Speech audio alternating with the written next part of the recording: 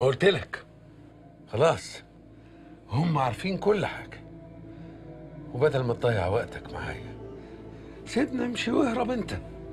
تمشي واهرب؟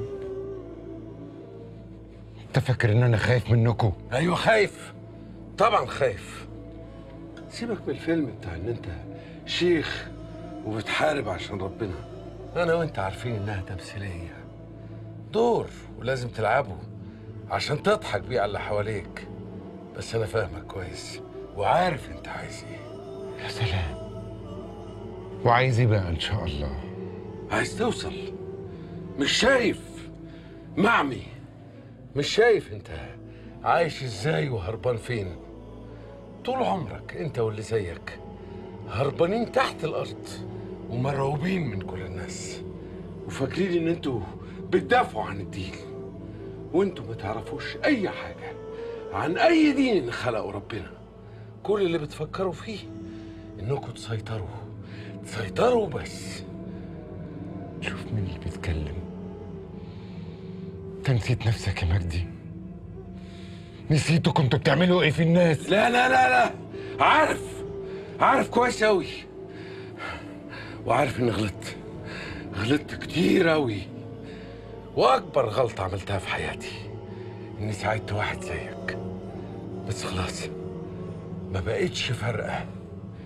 أنا عارف إن أنا مش هطلع من هنا حي، بس مش خايف. عارف ليه؟ عشان يوم ما أخاف مش هخاف من واحد جبان زيك. جبان؟ ماشي يا مجدي، انا هوريك الجبان ده هيعمل فيكوا ايه. هوريك يا مجدي.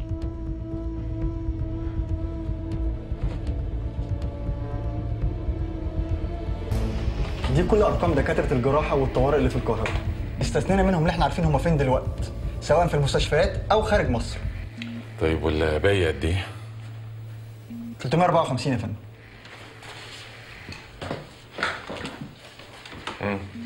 هنحاول معاهم. عندك حل تاني؟ معلش بعد اذنك كده اطبع لي كشف كل الدكاتره اللي باقيين دول ده، واحنا هنحاول في جزء وانتوا هتحاولوا، اللي يوصل لحاجه يبلغ التاني على طول. تحت امرك يا فندم. يلا بقى.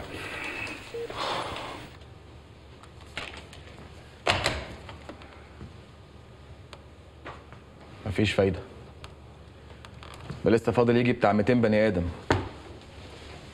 وأكيد هنقابل فيهم اللي مش هيرد واللي قافل تليفونه واللي رقمه اتغير أصلا، وجايز يكون واحد فيهم هو اللي راح لسليم، وجايز ما يكونش ولا واحد. معلش خليك وراهم، أكيد هنوصل. اللي احنا بنعمله ده يا حمزة اسمه تضييع وقت. احنا كده بنضيع وقت وعمرنا ما هنوصل لحاجة بالمنظر ده. هنوصل أكيد يا أخي، خلينا بس نجرب تاني. مش هكلم حد تاني يا حمزة، خلاص خلصت. أنا مش هكلم حد تاني، أنا وأنت حاولنا بس خلاص خلصت. يعني إيه؟ يعني سليم شكله راح، عايش بقى ولا ميت الله أعلم، كده كده مش هنهرب دلوقتي. طب واللي هو مجدي هنسيبه معاهم؟ تعالى بس نفكر كده بهدوء، جايز تفصيلة عدت مننا، جايز نلاقي فكرة. حمزة، ولا أنا ولا أنت هنعرف نكمل أكتر من كده، تمام؟ روح يا حمزة، روح، أنت محتاج ترتاح، أنت بالذات محتاج ترتاح شوية، وأنت فاهم كلامي كويس.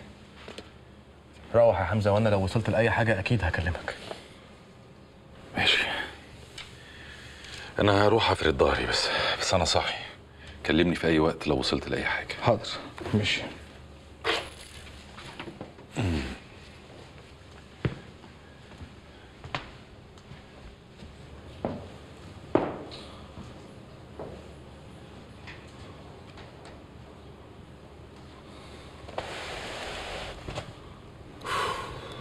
طب وبعدين يا فندم؟ مفيش أي حاجة تتعمل في المصيبة اللي احنا فيها دي دلوقتي؟ للأسف مفيش. الحاجة الوحيدة اللي في إيدينا دلوقتي هي إننا نكتم على الموضوع.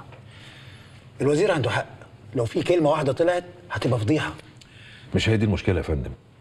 المشكلة دلوقتي إن لو سليم لسه عايش بعد ما حمزة حاول يقتله، يا ترى رد فعله هيكون ايه؟ هو ده اللي يتناقش مش حاجه تانية.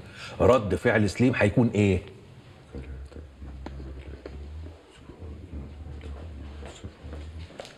شيخ جابر، سليم فاق يا شيخ جابر. صدق الله العظيم.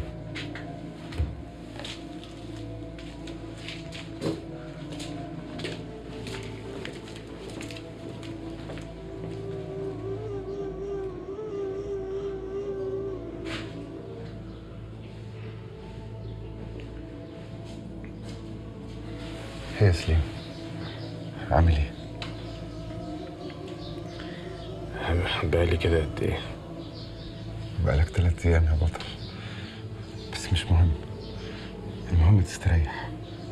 حمزة حاول ما يقتلني. تتعبش نفسك يا سليم عشان الجرح ما يفتحش تاني.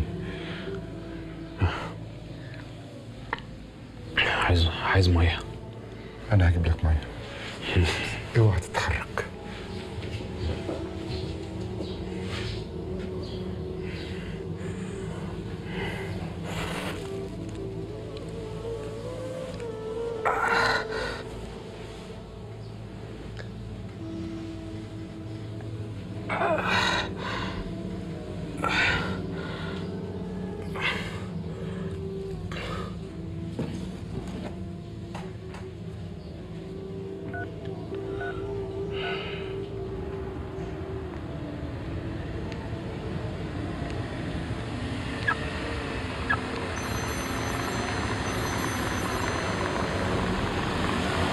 ايوه معرفتش تقتلني يا حمزة.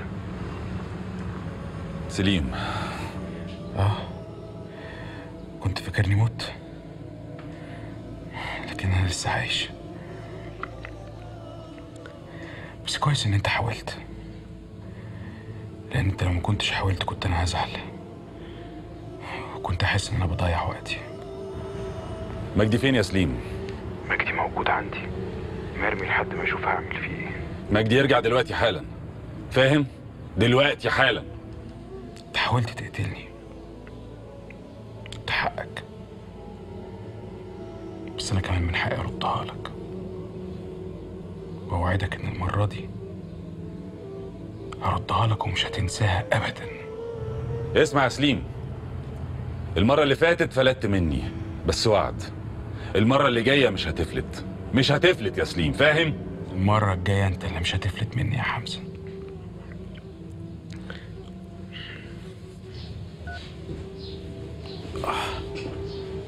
ما يا سليم، اشرب.